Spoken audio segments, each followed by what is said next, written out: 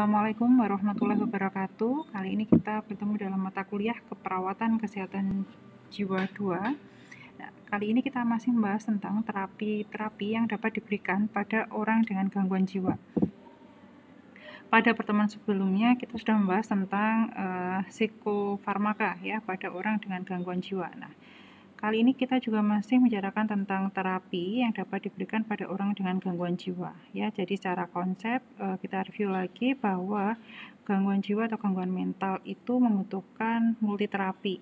Ya, secara garis besar dibagi menjadi dua, ada terapi, ada psikoterapi. Ya, dan yang kedua ada terapi somatis. Ya, kalau psikoterapi sudah jelas yaitu terapi yang mengarah kepada aspek psikologis ataupun aspek sosial dari pasien. Sedangkan terapi somatik adalah terapi yang mengarah kepada pemberian terapi pada aspek fisik. Ya, kalau pertemuan sebelumnya tentang obat-obatan, ya tentang terapi obat-obatan yang dapat diberikan pada orang dengan gangguan jiwa, kali ini kita akan bahas terapi somatik yang kedua, yaitu ECT atau elektrokonvulsif terapi. Baik, definisi dari elektrokonvulsif terapi adalah suatu terapi ya yang berbentuk pemberian induksi kejang melalui penggunaan aliran listrik ke otak ya, melalui pemberian atau pemasangan elektroda ke otak. Nah, rangsangan atau stimulus berupa aliran listrik yang disalurkan melalui elektroda ini dapat ditempatkan ya atau dipasang melalui elektroda yang dipasang secara bilateral maupun unilateral ya. Nah, ini pemasangannya secara bilateral pada daerah frontal dan juga temporal ya, karena kita tahu bahwa pada bagian otak bagian frontal dan juga temporal ini besar fungsinya dalam pengaturan emosi, perilaku dan juga memori. Begitu juga ada jenis ECT yang pemasangan elektrodanya adalah dipasang secara unilateral pada sisi kepala di sisi tangan yang non dominan. Nah, ini pedoman dari APA ya. Jadi ini adalah jenis elektroda yang digunakan untuk memberikan aliran listrik ke otak pasien ya. Atau dari definisi yang lain, ECT juga disebutkan sebagai suatu terapi berupa aliran listrik ringan ya, jadi aliran listriknya ringan yang dialirkan ke dalam otak untuk menghasilkan suatu serangan yang serupa dengan serangan epilepsi. Ya, jadi ketika pasien ini ya sedang mendapatkan terapi ECT, nanti salah satu efeknya adalah bisa muncul efek atau reaksi seperti epilepsi ya. Pasiennya bisa kejang dalam waktu yang singkat, namun ini tidak berbahaya dan mekanismenya pun juga tidak sama tentunya dengan pasien yang mengalami epilepsi. Ya, jadi ini adalah definisi dari ECT. Ya, pemberian terapi pada pasien atau orang dengan gangguan jiwa dengan mengalirkan listrik ke otak atau dengan memberikan aliran listrik yang ringan ke otak melalui elektroda yang dipasang baik itu secara unilateral ataupun bilateral. Nah, ini selanjutnya adalah tentang sejarah penggunaan ECT. Ya, kenapa kasus-kasus pada gangguan jiwa itu dapat ditangani dengan pemberian terapi ECT atau elektrokonvulsif terapi. Ya, jadi awalnya penggunaan terapi kejang ini pada gangguan mental, pada gangguan psikiatri merupakan sejarah yang panjang, ya. Jadi penunjuk paling awal ini dulu pernah digunakan untuk melakukan pengobatan, ya. Pada Scribonius Argus ya, ini sudah lama sekali pada tahun 47 sebelum Masehi. Nah, aliran listrik ya yang saat itu digunakan untuk mengurangi tanda gejala gangguan mental berasal dari hewan ya, kalau ini semacam belut ya, yang bisa memberikan aliran listrik kepada orang yang menunjukkan tanda gejala gangguan mental ya. Ini sejarah pertama. Kemudian pada tahun 1930 ada seorang psikiater bernama Laszlo von Meduna ini menemukan cara yang lebih nyata dengan menggunakan pentylen tetrazol atau metrazol, atau ini juga zat aktif ya yang ada pada kamper. Nah, pentylentetrazole ini pada tahun 1930 ya digunakan atau pemberiannya dilakukan secara IV ya untuk menimbulkan efek kejang, karena pada tahun 1930 ini langsung meneliti bahwa pada pasien atau pada orang dengan gangguan jiwa ketika tubuhnya itu bereaksi atau menunjukkan reaksi kejang, nah setelah kejangnya berhenti itu tanda gejala gangguan jiwanya itu bisa berkurang ya. Tapi sekali lagi ini sudah lama sekali ya. Nah selanjutnya penelitian tentang terapi kejut listrik ini ya. Jadi awalnya namanya adalah terapi kejut listrik. Kemudian penelitiannya ini dilanjutkan oleh von Meduna ya. Jadi inspirasi terapi kejang dari von Meduna didapatkan dari pengamatan dokter rumah sakit jiwa yang menunjukkan bahwa gejala-gejala psikotik atau gejala-gejala gangguan jiwa itu menghilang jika pasien mendapatkan serangan kejang. Ya, walaupun pada saat itu belum diketahui secara pasti kenapa orang yang mengalami gangguan jiwa setelah mengalami kejang, ya setelah kejangnya berhenti dan pasiennya sudah sadar kembali, kok tanda-tanda psikotiknya itu bisa menghilang. Nah, ini yang mendasari von Meduna untuk selanjutnya mengembangkan terapi kejang listrik. Ya, saat itu namanya terapi kejut listrik. Nah, selanjutnya dari berbagai laporan statistik menunjukkan bahwa hampir tidak pernah epilepsi dan skizofrenia itu terjadi pada pasien yang sama. Ya, jadi pada orang yang mengalami skizofrenia atau mengalami gangguan jiwa berat itu biasanya tidak memiliki riwayat epilepsi. Nah, ini dasar yang kedua, von Meduna mengembangkan terapi kejut listrik. Ya. Nah, selanjutnya pada tahun 1937 ini penelitian juga dilakukan oleh Carletti dan Bini ini menggunakan arus listrik untuk menimbulkan kejang. Ya. Jadi pada tahun setelah penelitian yang dilakukan oleh von Meduna dilanjutkan penelitian pada tahun 1937 ini sudah mulai memikirkan ya arus listrik yang seperti apa sih yang kira-kira bisa menimbulkan bangkitan kejang namun tidak menimbulkan efek samping yang berat. Ya. Ini penelitian pada tahun 1937. Nah, selanjutnya ya pada tahun 1938 akhirnya terapi kejut listrik itu dipublikasikan ya dengan nama ECT. Jadi ECT ini secara resmi ya dengan nama elektroshock terapi ya saat itu ya. Kemudian akhirnya dikembangkan lagi dan penamaannya sampai ini ya seperti penamaan sampai saat ini yang disebut dengan elektrokonvulsif terapi. Ya. Dan yang saat ini dikembangkan adalah terapi ECT dengan menggunakan elektroda bilateral ya. Nanti ada gambar dan videonya di belakang. Ya, jadi pemberian elektrokonvulsif terapi atau terapi kejut listrik atau ECT ini ya yang sekarang digunakan ya adalah ECT dengan menggunakan elektroda yang dipasang secara bilateral. Ya. Nah, ini kemudian penelitian juga masih terus dilanjutkan oleh Friedman dan juga Wilcox ini ya. ECT yang dilakukan atau penelitian tentang ECT ini dilakukan menggunakan modifikasi elektroda unilateral dengan menggunakan arus searah. Ya, hanya saja untuk saat ini yang paling banyak digunakan ya adalah ECT dengan elektroda bilateral ya atau menggunakan dua elektroda.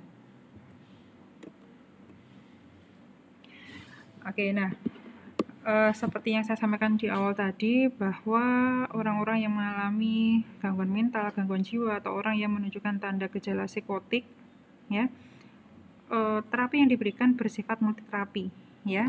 Ada terapi somatik dan juga ada psikoterapi atau terapi psikososial juga bisa diberikan. Nah, ECT ini digunakan sebagai pilihan pengobatan terakhir ya setelah semua metode terapi ataupun pengobatan pada pasien atau pada ODGJ ini dinilai tidak berhasil atau tidak memberikan manfaat atau tidak mengurangi tanda gejala psikotik. Ya, jadi ECT ini adalah terapi somatik atau terapi alternatif terakhir yang dapat diberikan pada orang dengan gangguan jiwa, ya, yang mana pasien ini sudah tidak bisa tidak bisa menimbulkan tidak bisa mengurangi tanda gejala psikotik lagi ketika mendapatkan terapi jenis yang lainnya. Nah, selanjutnya apa sih sebenarnya tujuan dari terapi ECT itu? Ya, jadi secara umum tujuan dari elektrokonvulsif terapi yang pertama adalah mengembalikan fungsi mental pasien. Apa fungsi mental itu? Kemampuan berpikir, ya, kemampuan afektif, ya, kemudian kemampuan perilaku dan sebagainya. Hanya saja memang, ya, sekali lagi bahwa konsep orang yang mengalami gangguan jiwa itu tidak bisa, ini ya, sampai saat ini masih belum ada penelitian menunjukkan bahwa orang gangguan jiwa itu bisa sembuh 100%. Ya, artinya gangguannya tetap ada, hanya saja fungsi mentalnya itu yang bisa dikontrol atau bisa dikendalikan. Nah, ini jadi salah satu tujuan dari terapi ECT adalah untuk membantu mengembalikan atau mengontrol, ya, mengembalikan bukan berarti menyembuhkan, tapi mengontrol fungsi mental pasien. Ya, kemudian yang kedua adalah membantu meningkatkan activity daily living, ya, membantu meningkatkan kemampuan pasien dalam melaksanakan kegiatan sehari-hari. Kemudian, ini adalah ini ya, gimana sih prosesnya, ya, pasien yang mendapatkan terapi ECT ini, ya, kok akhirnya tanda gejala psikotiknya bisa berkurang.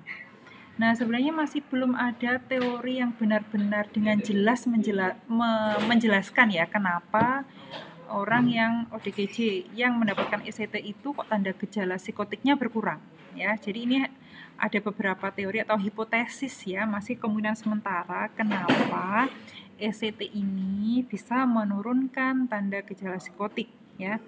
Yang pertama ini ada neurotransmitter teori. Neurotransmitter teori ini menjelaskan bahwa ECT itu bertindak seperti antidepresi trisiklik, ya.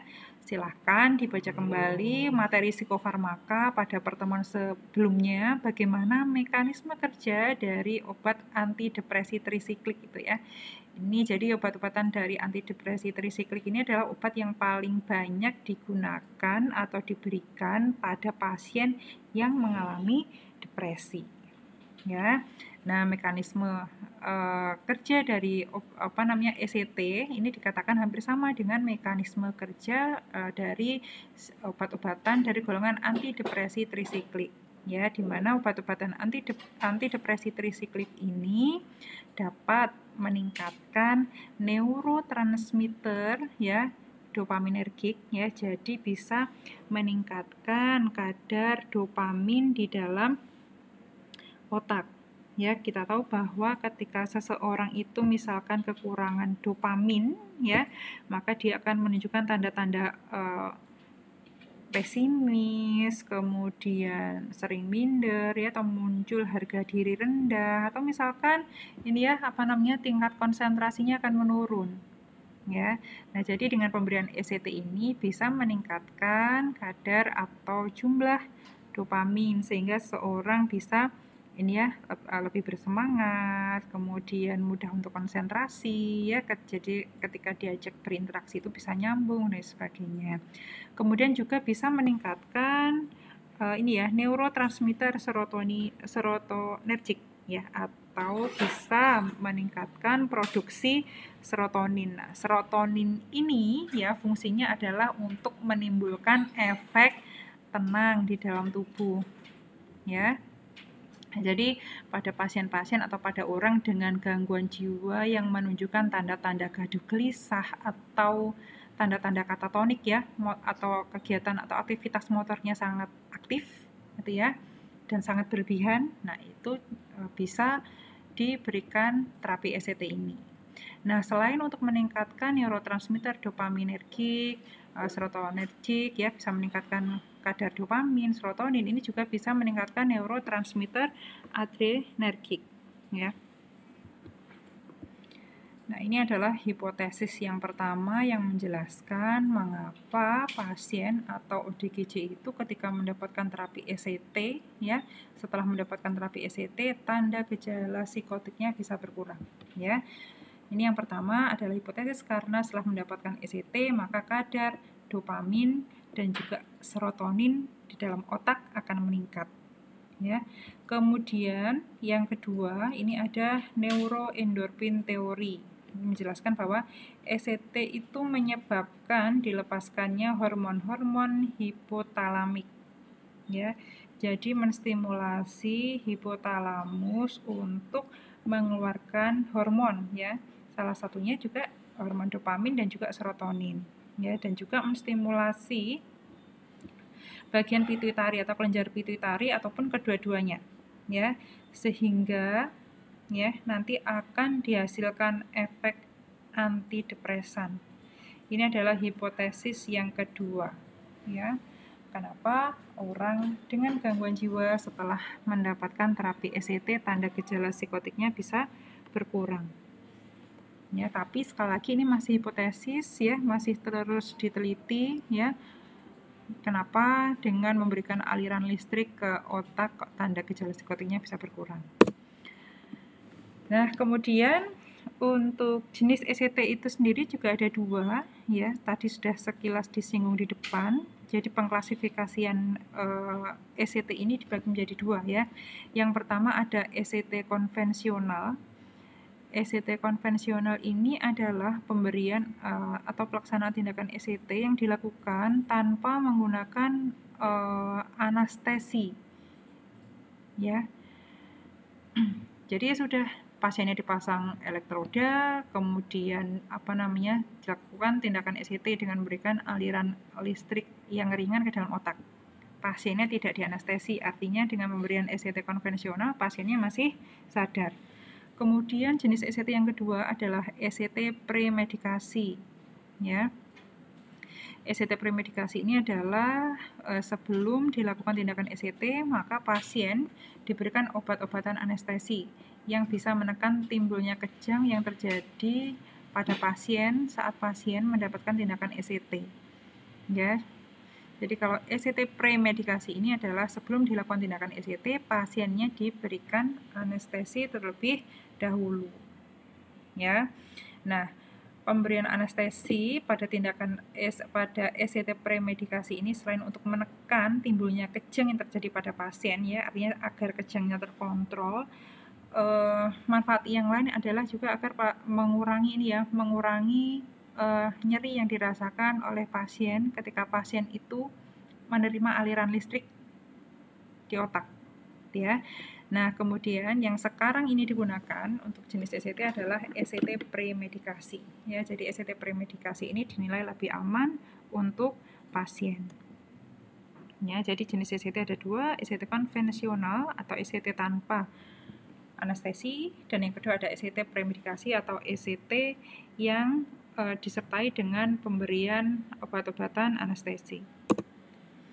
Nah, kemudian indikasi, ya. Nah, ECT ini bisa diberikan pada orang dengan gangguan jiwa jenis apa sih, ya. Nah, ini beberapa indikasi, ya. ODGJ bisa mendapatkan tindakan ECT. Yang pertama adalah pada kasus depresi berat, ya. Pada kasus depresi berat ini maksudnya adalah pada kasus-kasus depresi yang mengancam nyawa pasien, ya. Misalkan pasien depresi dengan risiko tinggi bunuh diri, kemudian risiko tinggi penelantaran diri, ya, gak makan, gak minum, sehingga status cairan ataupun intake nutrisinya itu buruk, ya. Pasien dengan depresi berat yang mengancam nyawa pasien itu sendiri bisa mendapatkan terapi ECT. Kemudian yang kedua adalah pada pasien depresi yang resisten terhadap terapi. Ya, maksudnya di sini adalah pasien dengan depresi berat yang mana ketika pasien ini mendapatkan obat-obatan atau mendapatkan psikoterapi itu tidak menunjukkan tanda gejala perbaikan atau tidak menunjukkan tanda gejala pengurangan tanda-tanda psikotik. Ya, dikasih obat jenis apapun, ya, sudah dikombinasi obat jenis apapun, sudah mendapatkan psikoterapi tapi tanda-tanda depresinya tidak berkurang, ya, maka pasien tersebut bisa mendapatkan elektrokonvulsif terapi atau bisa mendapatkan terapi ECT. Kemudian yang ketiga adalah pada pasien dengan gangguan bipolar. Ya, nah ini juga sudah ada pada materi psikofarmaka sebelumnya. Kita tahu bahwa pasien dengan gangguan bipolar, ya, ini tanda-tandanya adalah ada dua episode serangan ya. Ada episode manik atau episode mania dan ada episode depresif. Nah, pada pasien dengan gangguan bipolar yang saat itu berada pada episode manik atau episode mania, ya, di mana ciri-ciri orang dengan gangguan bipolar pada episode mania itu adalah orangnya sangat aktif, ya, sangat aktif secara motorik, kemudian perilakunya juga sulit untuk dikontrol, ya, sehingga bisa membahayakan diri sendiri ataupun bisa membahayakan orang lain kalau perilakunya itu tidak terkontrol. Nah, pada orang dengan gangguan bipolar, ya, yang sedang berada pada episode mania atau ketika sedang aktif-aktifnya gitu ya. Kemudian dengan pemberian psikofarmaka, dengan pemberian obat-obatan ternyata tidak bisa mengontrol tanda gejala mania ya yang dialami oleh pasien ya atau gagal ditangani dengan farmakoterapi, maka boleh untuk mendapatkan terapi ECT.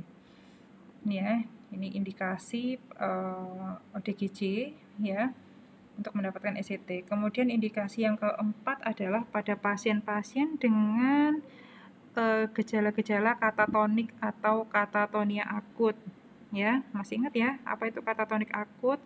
Jadi katatonik atau katatonia akut ini ya adalah suatu tanda. Ini juga merupakan salah satu tanda orang dengan gangguan bipolar pada episode manik ya, di mana orangnya itu secara motorik mengalami beraktivitas ya, atau tanda yang paling menonjol pada katatonik akut adalah adanya hiperaktivitas motorik.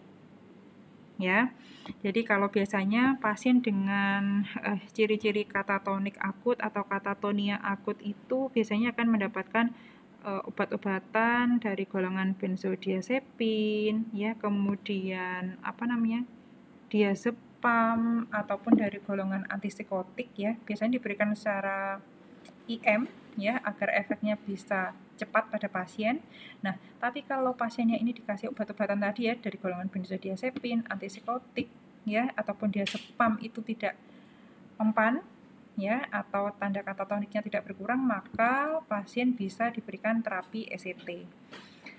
Kemudian indikasi yang kelima ya, indikasi dari tindakan ECT adalah ini ada indikasi relatif ya. Indikasi relatif pada pasien yang sebelumnya berespon dengan baik terhadap ECT atau pasien yang hanya berespon terhadap ECT. Jadi ini indikasi relatif ini contohnya misalkan ya pasien ini kalau dikasih farmakoterapi, dikasih obat-obatan, sebenarnya tanda gejala psikotiknya berkurang. Tapi ketika dikombinasikan dengan ECT, ya, tanda gejala psikotiknya itu lebih banyak lagi berkurangnya. Ya, jadi lebih kalau ada terapi kombinasi ya antara psikofarmaka atau dengan pemberian farmakoterapi dan juga terapi ECT ini, maka pasien juga boleh mendapatkan terapi ECT. Kemudian selanjutnya indikasi yang ke-6 adalah pada pasien skizofrenia. Ya, skizofrenia ini ya orang dengan gangguan jiwa yang memiliki tanda gejala yang berat. Ya, ini adalah indikasi pasien yang bisa mendapatkan tindakan ECT ya. Depresi berat yang mengancam nyawa, kemudian pasien depresi yang sudah resisten atau tidak mempan lagi ketika mendapatkan farmakoterapi, kemudian pasien dengan gangguan bipolar pada episode mania yang juga sudah tidak mempan lagi ketika diberi farmakoterapi. Lalu yang keempat adalah pasien dengan katatonik akut ya, atau pasien yang mengalami hiperaktivitas motorik.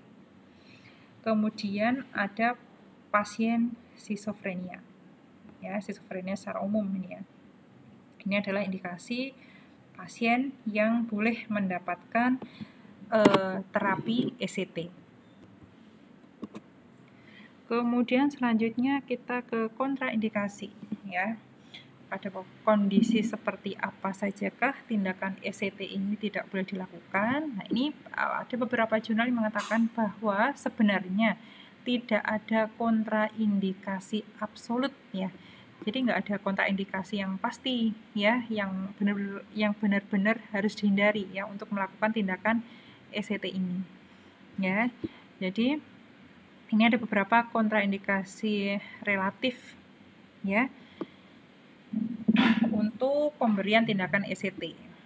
Ya, yang pertama adalah pasien dengan gangguan sistem saraf, pasien dengan gangguan sistem kardiovaskuler, ya, pasien dengan gangguan sistem respirasi, gangguan mata, atau pada pasien yang pernah memiliki riwayat trauma ataupun kelainan tulang. Ya, ini adalah kontraindikasi relatif. Ya, artinya kalau misalkan pasien itu pernah mengalami atau punya riwayat gangguan pada sistem saraf, ya, namun sifatnya ringan, maka boleh dilakukan tindakan ECT, tapi tentunya melalui screening yang ketat terlebih dahulu. Ya. Nah, kemudian ini ada beberapa jurnal terbaru yang mengatakan bahwa ECT ini bisa dilakukan pada pasien dengan epilepsi, ya. Namun, pengobatan anti-epilepsi bisa meningkatkan ambang batas kejang. Ya. Jadi, kalau pada pasien epilepsi boleh mendapatkan ECT, ya, walaupun efek samping yang nanti akan dirasakan itu lebih besar, ya, dibandingkan dengan pasien yang tidak punya riwayat epilepsi, ya. Nah, ini pada beberapa penyakit atau pada ini ya kasus komorbid ya dapat meningkatkan komplikasi pada pasien ya. Tapi efek samping atau komplikasinya itu bukan karena ECT-nya ya, tapi lebih ke karena pemberian anestesi yang diberikan pada pasien sebelum tindakan ECT. Itu ya. Jadi ini adalah kontraindikasi tindakan ECT. Nah, ini penjelasannya tadi ya, misalkan gangguan pada sistem saraf, misalkan pada kasus-kasus gangguan otak dalam 3 bulan terakhir, pasiennya punya tumor otak ataupun ada lesi di otak. Kemudian pada gangguan sistem kardiovaskuler, misalkan pasien ini mengalami myokard infark dalam 3 bulan terakhir, pasien punya riwayat mengalami gagal jantung ataupun angina pektoris. Kemudian pasien punya riwayat asma, PPOK ataupun emboli paru, kemudian pasien punya gangguan di retina dan punya glaukoma, ataupun pada pasien yang mengalami fraktur yang tidak stabil. Artinya frakturnya itu frakturnya itu masih belum sembuh total. Ya, ini semua adalah kontraindikasi relatif dari pemberian tindakan ECT. Ya. Nah, ini adalah selanjutnya adalah prinsip kerja ECT. Ya, prinsip kerja ECT ini tentunya didasarkan dari hipotesis dari teori yang di slide sebelumnya tadi terkait bagaimana sih ECT itu kok bisa mengurangi tanda-tanda gejala psikotik. Ya, jadi ini disebutkan bahwa prinsip kerja ECT ini ya pemberian aliran listrik ya yang dimasukkan ke dalam kepala melalui elektroda tadi ya. Nah, ini arus listriknya adalah sebanyak 10 sampai 25 volt selama 0,7 sampai 1,5 detik ya. Jadi singkat sekali ya. Alat ECT-nya itu dipasangkan atau ditempelkan ke kepala ODGJ yang menerima tindakan ECT tadi. Ya. Nah, nanti diperlukan waktu sekitar 20 sampai 90 detik sampai akhirnya bisa menimbulkan bangkitan kejang. Nah, selanjutnya setelah si pasien ini mendapatkan aliran listrik yang masuk ke dalam otak, ya, maka pasiennya menjadi tidak sadar, ya, menjadi tidak sadar seketika dan terjadi konvulsi, ya, atau kejang yang terjadi mirip seperti epilepsi dan selanjutnya diikuti dengan fase klonik ya. Di mana fase klonik ini adalah fase di mana otot mulai kaku dan rileks secara bergantian, ya. Nah, ini pasien yang setelah mendapatkan tindakan ECT biasanya tidak sadar ya, kurang lebih selama 5 menit, dan biasanya setelah bangun dari sadar kemudian timbul rasa mengantuk ya, atau biasanya juga ada konfusi. Dan yang paling sering terjadi adalah pada pasien yang mendapatkan tindakan ECT itu biasanya akan mengalami gangguan daya ingat ya, walaupun gangguan daya ingatnya ini tidak berlangsung lama ya, hanya ada yang mengatakan bisa berlangsung 1-2 minggu ya, artinya gangguan daya ingatnya itu tidak permanen gitu ya. Ya, ini adalah prinsip kerja ECT. Nah, kemudian selanjutnya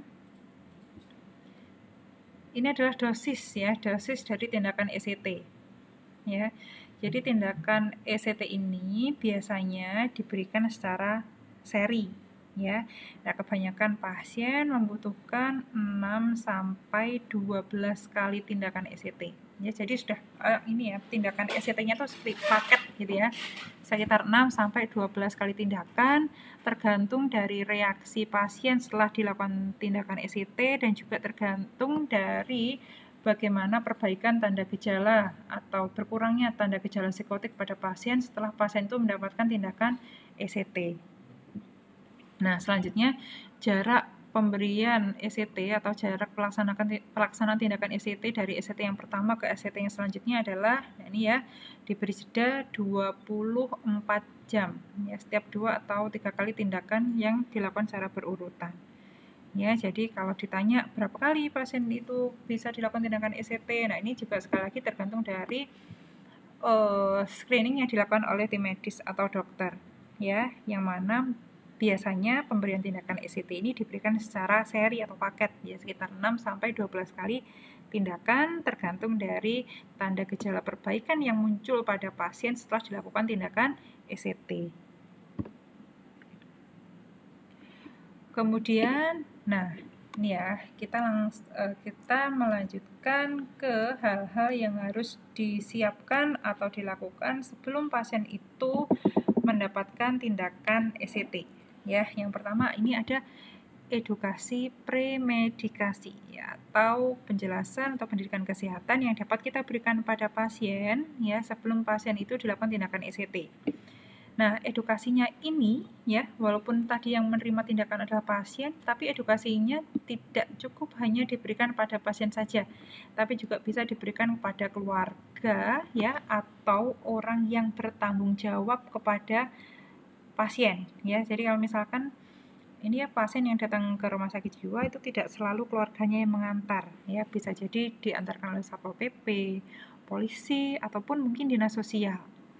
Nah, jadi edukasi ini bisa kita berikan pada orang yang bertanggung jawab kepada pasien ya, baik secara langsung ataupun mungkin melalui media yang lain ya, telepon misalnya.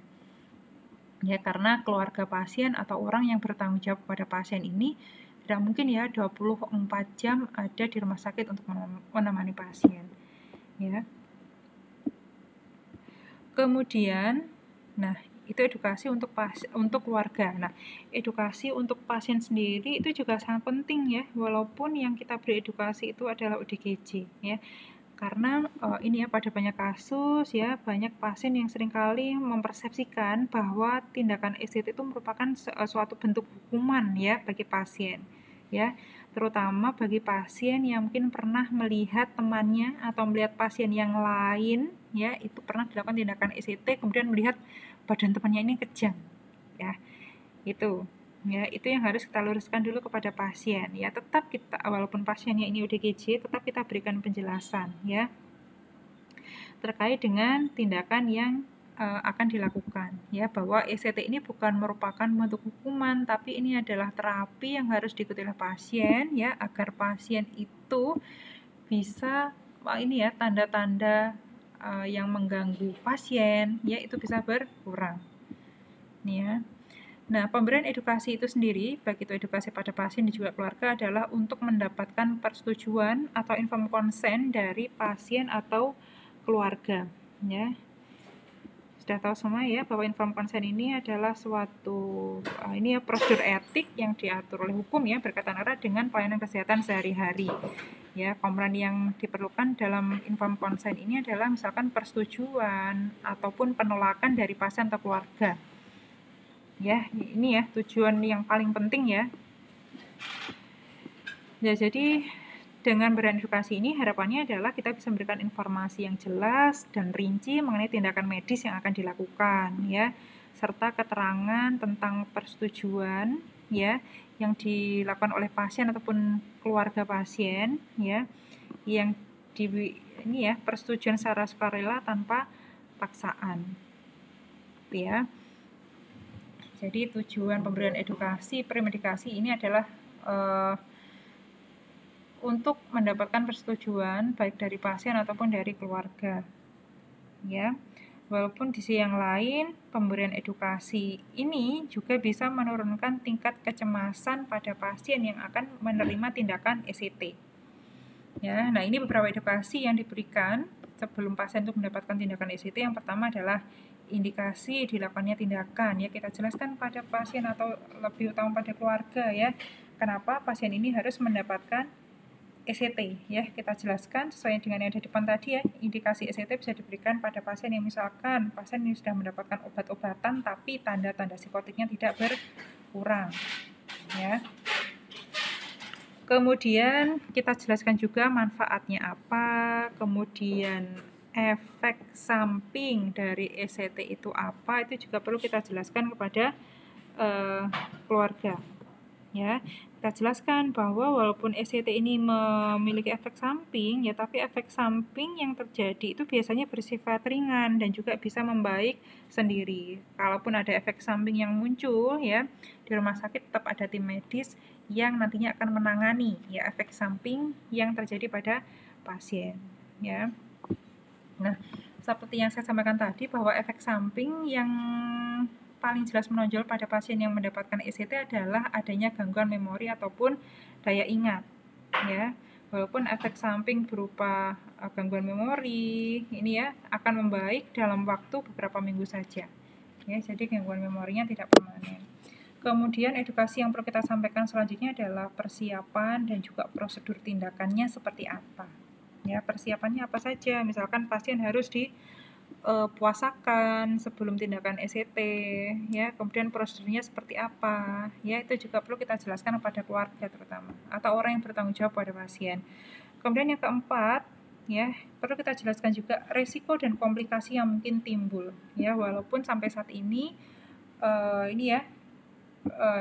belum pernah ada atau jarang sekali efek samping ataupun komplikasi yang sifatnya berat yang terjadi pada pasien ya. Jadi secara umum efek samping dan juga komplikasi akibat tindakan ECT ini bersifat ringan dan bisa sembuh sendiri. Ya, ataupun kalau efek samping dan komplikasinya dirasa mengganggu pasien ya, atau pasien merasa tidak nyaman ya, bisa dilakukan tindakan kolaborasi berupa tindakan ataupun pemberian obat-obatan sesuai dengan tanda gejala yang dirasakan oleh pasien setelah mendapatkan tindakan ECT. Ya, ini adalah beberapa edukasi premedikasi yang harus kita sampaikan kepada pasien dan juga keluarga sampai akhirnya keluarga pasien nanti memberikan persetujuan ya bahwa pasien akan dilakukan tindakan ECT. Nah, kemudian setelah kita melakukan edukasi premedikasi, selanjutnya ini ada persiapan pre-ECT ya. Jadi jika keluarga atau pasien sudah setuju tentang tindakan ECT yang akan dilakukan, maka lakukan persiapan. Yang paling penting yang pertama adalah yang harus dilakukan oleh perawat adalah pemeriksaan fisik ya. Tetap yang pemeriksaan fisik TTV itu paling penting ya. Oke, setelah dilakukan pemeriksaan fisik ya, pemeriksaan tanda-tanda vital ya, yang pertama kita sampaikan kepada pasien ya, pasien harus dipuasakan selama 4 sampai 6 jam sebelum tindakan ya. Kemudian kaji tingkat kecemasan pasien dan juga keluarga ya. Nah, ini sebenarnya sudah include jadi satu ya, bisa kita lakukan saat kita memberikan edukasi premedikasi tadi. Ya, apa sih yang menjadi kecemasan pasien? Misalkan pasien tadi takut kalau ini ya punya persepsi bahwa ECT itu adalah sebagai bentuk hukuman dan seterusnya. Atau misalkan keluarga mencemaskan kondisi pasien setelah nanti ini ya pasiennya disetrum dan seterusnya. Itu ya misalkan seperti itu. Kemudian, nah ini penting ya, saat tadi melakukan pemeriksaan fisik, kalau misalkan kita menemukan pasiennya terpasang gigi palsu, maka gigi palsunya harus dilepas, softline-nya juga harus dilepas, ya. Oke, jadi dari persiapan pre-ECT ini, pemeriksaan fisik ini paling penting ya. Jadi pemeriksaan fisik ini selain dilakukan oleh perawat, juga dilakukan oleh psikiater, ya. Nah, dari pemeriksaan secara general dan juga pemeriksaan fisik ya nanti akan ditemukan ya mana-mana pasien yang berisiko tinggi ya. Apakah pasien itu akan lanjut untuk dilakukan tindakan ECT ataukah tidak. Kemudian biasanya juga ada pemeriksaan ini ya pra-anestesi ya. Ya, pemeriksaan pra-anestesi yang lengkap ini dilakukan oleh tim anestesi ya. Kemudian juga dicek riwayat medis pasien ya, ini juga dicek ya. Kemudian apakah pasien ini pernah mengalami tadi ya gangguan pada sistem kardiovaskuler, kemudian sistem respirasi dan lain sebagainya, itu juga dicek ya, di screening dengan ketat ya. Jadi yang melakukan pemeriksaan adalah psikiater, tim anestesi dan juga perawat ya. Ini adalah persiapan pre-ECT ya. Nah ini selain ini ya, kalau misalkan pasien terpasang gigi palsu harus dilepas, softline harus dilepas, kemudian sebelum dilakukan tindakan ECT, semua benda-benda yang berasal dari logam yang terpasang pada pasien juga harus dilepas. Nah kemudian kosongkan vesika urinaria ya, ini harus dipastikan pada pasien terlebih dahulu. Kemudian bersihkan kulit untuk tempat elektroda, kemudian sebelum dilakukan tindakan ECT itu sendiri ini ya, ada beberapa elektroda yang harus dipasang ya. Elektroda EKG harus dipasang untuk memantau status kardiovaskuler pasien saat dilakukan tindakan ECT. Kemudian dipasang EEG ya, elektroencephalogram, untuk melihat gelombang otak pasien ya, dan juga elektroda ECT itu sendiri.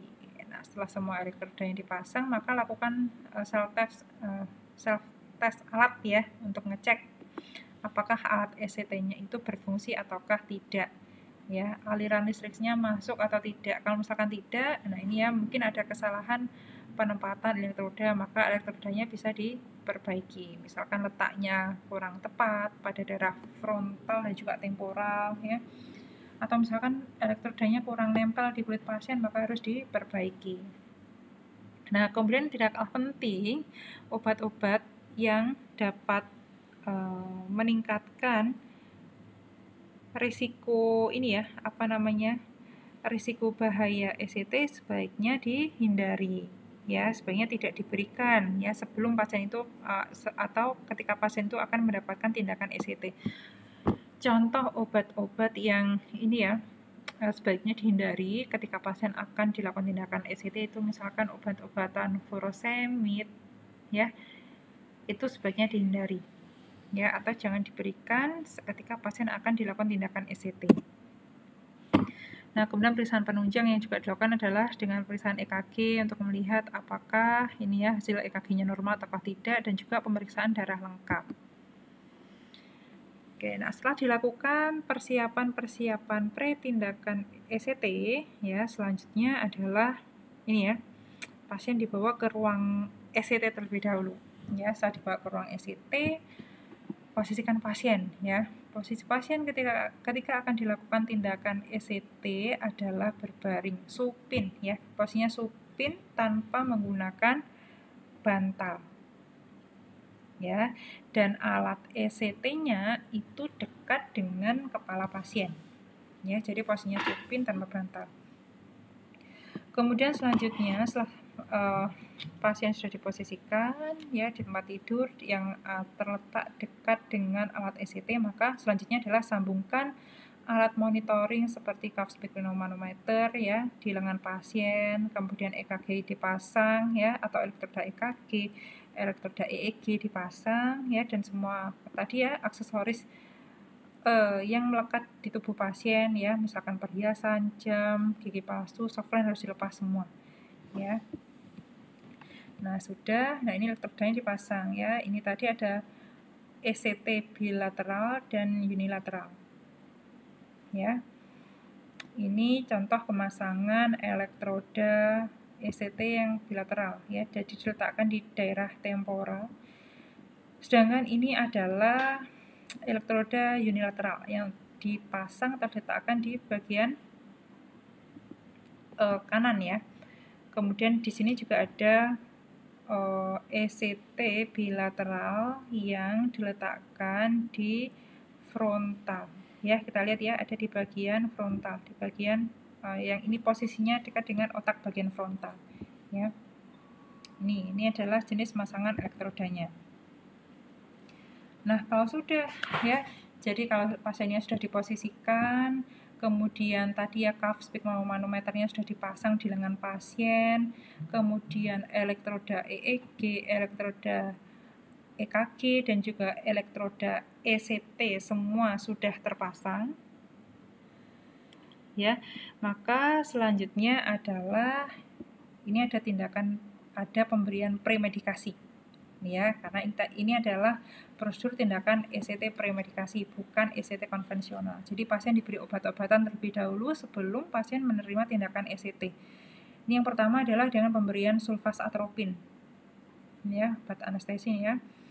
Diberikan 30-60 menit sebelum ECT ya. Atau ada juga yang mengatakan tidak perlu menunggu 30-60 menit ya. Yang penting obat dari sulfas atropin ini ditunggu sampai menimbulkan efek ya. Dosisnya 0,01 mg per kilogram berat badan yang diberikan secara injeksi atau IM. Nah, ini untuk mengurangi sekresi pernafasan dan mulut ya, sehingga bisa mencegah terjadinya aspirasi ya, tersedak ya ketika pasien mendapatkan tindakan ECT, serta bisa mencegah terjadinya bradikardi. Kemudian yang kedua, pemberian pentotal atau tiopental diberikan secara IV. Nah, ini juga hampir sama ya efeknya ya, memberikan efek tidur. Kemudian ada succinylcholine, ini adalah merupakan obat pelemas otot. Tujuannya kenapa diberi succinylcholine adalah agar ya tidak timbul bangkitan kejang yang ekstrim ketika pasien itu mendapatkan tindakan ECT. Ya. Nah, sebelum ini ya, ada yang kelupaan tadi ya. Sebelum pasien mendapatkan obat-obatan ini semua, ya, pastikan pasien ini yang mendapatkan oksigen ya. Jadi dipasang sungkup oksigen ya yang terhubung dengan bag ya. Nanti ada videonya di belakang ya. Karena setelah pasien ini ya diberikan sulfas atropin, pentotal ataupun succinylcholine ini biasanya ada periode apnea ya, ada periode henti nafas. Ya, makanya pasien harus mendapatkan bantuan pernafasan dari luar. Ya, ini harus sudah terpasang. Jadi alat-alat oksigenasi harus tersedia di ruang tindakan ECT untuk mengantisipasi sewaktu-waktu misalkan pasien mengalami gangguan pada sistem pernafasan. Oke, nah selanjutnya setelah obat-obatan ini diberikan, nah tugas kita adalah memperhatikan ya, memperhatikan efek obat-obatan ini ya. Perhatikan adanya vasikulasi otot-otot ya, terutama otot ekstremitas ya, dari atas sampai ke bawah. Nah, hilangnya vasikulasi otot pada jari kaki atau jari tangan ya menunjukkan tercapainya relaksasi maksimal ya. Nanti ada videonya di belakang ya, saya tunjukkan vasikulasi otot itu seperti apa. Jadi kalau misalkan otot atau badan pasien itu sudah relaksasi maksimal, artinya badan pasien sudah siap untuk menerima tindakan ECT. Nah, setelah tadi ya, tubuh pasien sudah relaksasi maksimal ya, pasien sudah mengalami penurunan kesadaran ya, setelah mendapatkan tindakan premedikasi tadi. Selanjutnya yang keempat adalah pasang bite block di mulut ya, untuk mencegah terjadinya lidah pasien tergigit ya selama pasien kejang ketika mendapatkan terapi ECT. Nah, kalau sudah sampai tindakan keempat ini, pasien artinya sudah siap untuk menerima tindakan ECT. Oke, tindakannya seperti apa? Coba kita lihat sekilas bersama-sama.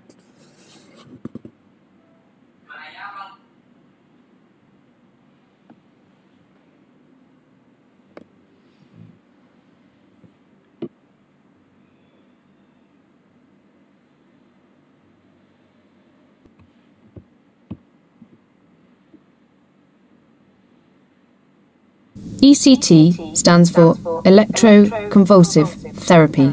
Patient consent should be obtained before ECT. The responsible clinician should inform the patient of what the treatment involves, the intended benefits, potential side effects, and of other treatment options. They should be given written information, and support from an advocate, family member, or friend is recommended. ECT can be given as an inpatient or as a day patient. It is usually given twice a week, and the number of sessions during a course of treatment is usually from 6 to 8. A cuff is placed around the arm to monitor blood pressure.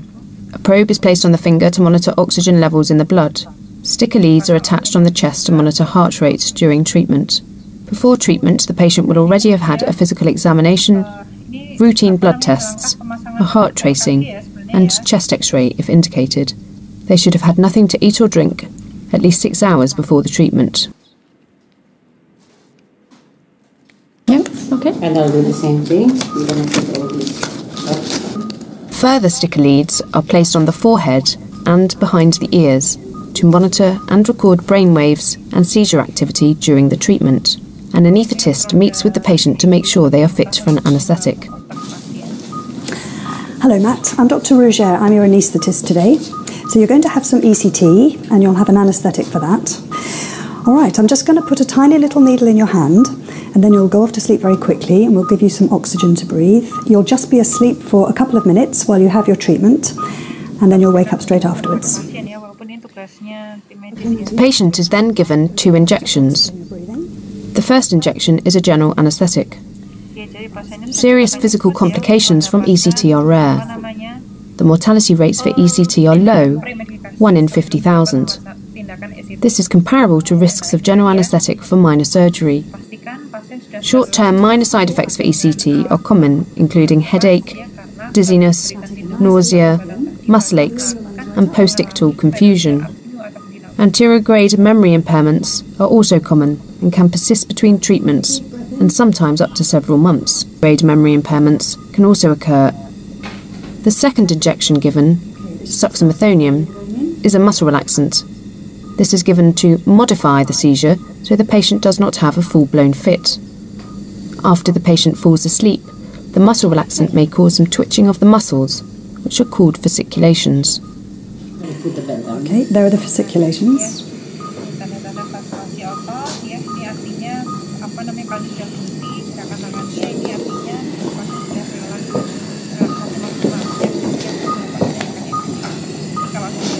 The patient is given more oxygen to breathe and a mouthguard is inserted to protect their teeth during the seizure.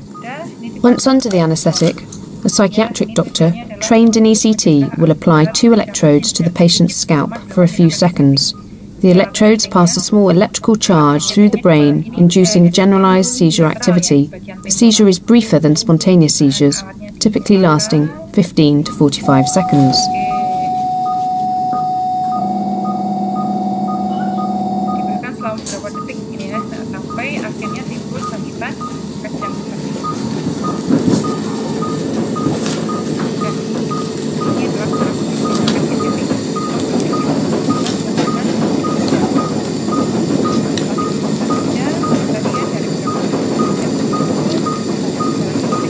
Evidence shows that ECT is highly effective. Current guidelines recommend that it should be used only to achieve rapid and short-term improvement of severe symptoms after a trial of other treatments have proven ineffective or in potentially life-threatening conditions in individuals with severe depressive illness, catatonia, and prolonged or severe manic episode. While guidelines do not recommend using ECT in the routine management of schizophrenia or as a maintenance therapy, it is effective and may sometimes be used in these situations.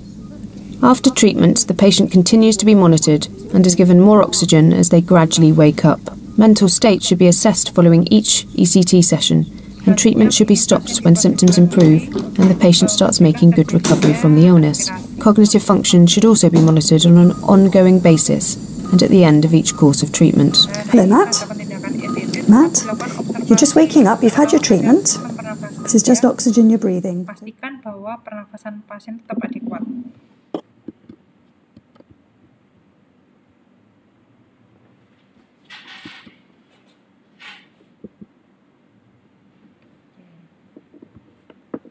tadi adalah gambaran tindakan atau pelaksanaan tindakan ECT pada pasien.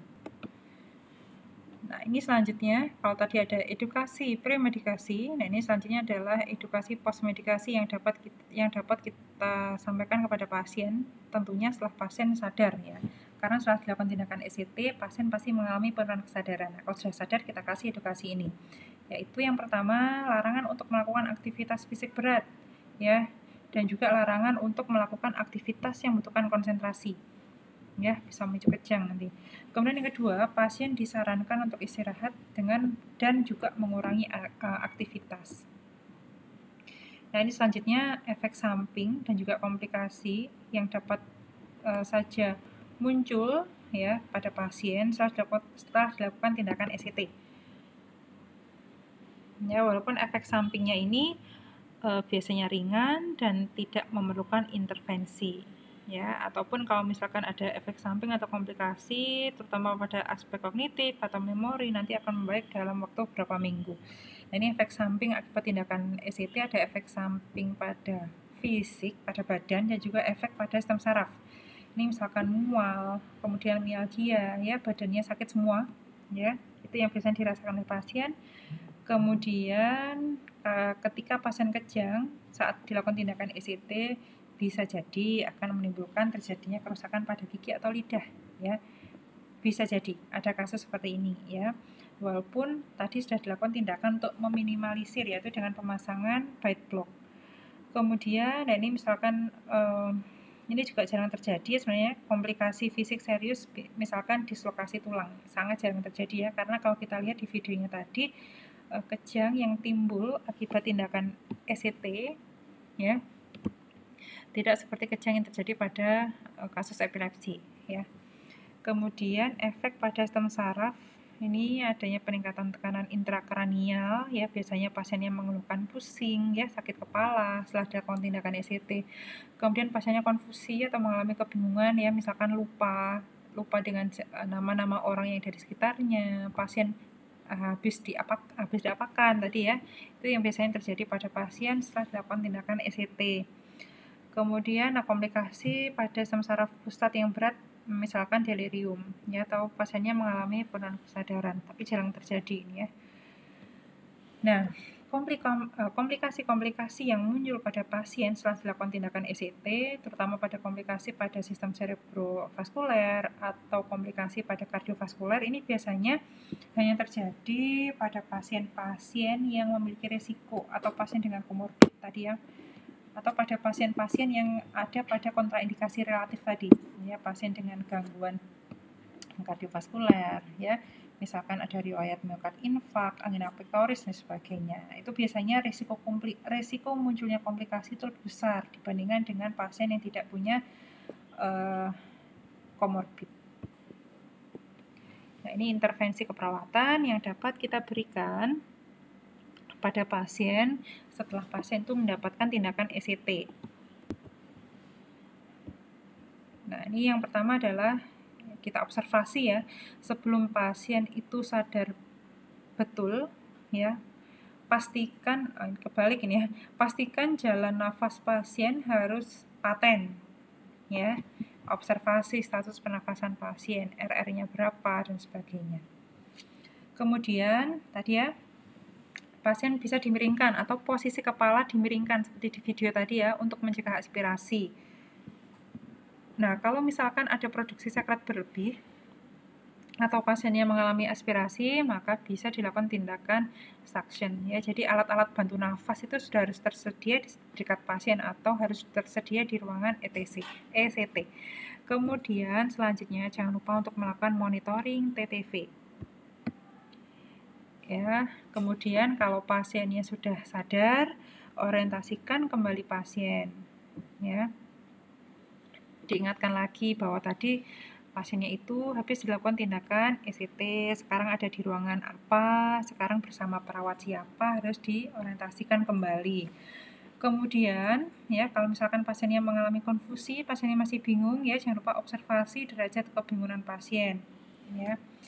Dan bila perlu laporkan kepada dokter ya, perlu mendapatkan obat ataukah tidak.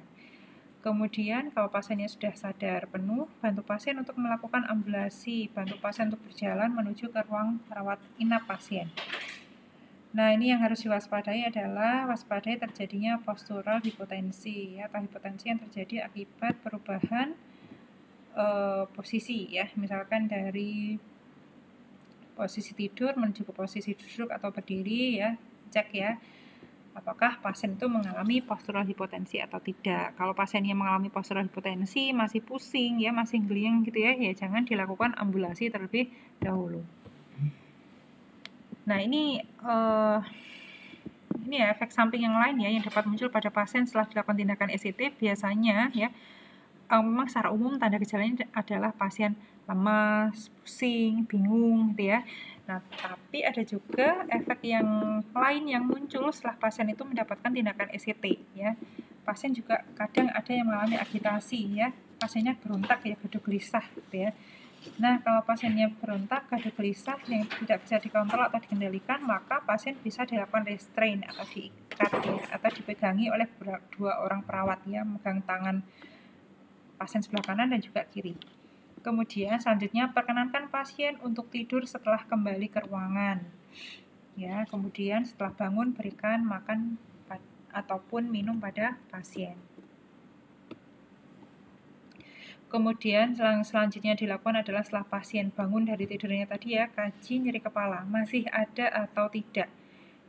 Ya, kaji nyeri kepalanya dengan menggunakan pekajian PGRST. Kalau misalkan masih ada nyeri dan nyeri kepala dan nyerinya mengganggu pasien, maka bisa dilakukan kolaborasi pemberian analgetik ya. Kemudian jika pasiennya mau muntah ya setelah dilakukan tindakan ECT, maka bisa dilakukan tindakan kolaborasi pemberian antiemetik. Ya, dan jangan lupa follow up pada pasien setelah dilakukan tindakan ECT ini harus dilakukan dalam waktu 1x24 jam untuk melihat ini ya ada atau tidaknya efek samping lain pada pasien akibat tindakan ECT ya. Walaupun sekali lagi saya garis bawahi efek samping yang timbul pada pasien umumnya akan menghilang sendiri dan tidak membutuhkan intervensi. Ya, itu pada umumnya. Ya, dan pasien disarankan ini ya setelah dilakukan tindakan ECT disarankan untuk mengurangi aktivitas fisik. Ya, jadi recovery dulu setelah dilakukan tindakan ECT. Ya, baik, untuk materi ECT kali ini saya akhiri sampai di sini ya. Jika ada yang ingin didiskusikan, silahkan disampaikan atau dituliskan di forum SPADA. Semoga yang sedikit tadi bisa memberikan manfaat untuk kita semua. Terima kasih untuk perhatiannya. Selamat siang. Assalamualaikum warahmatullahi wabarakatuh.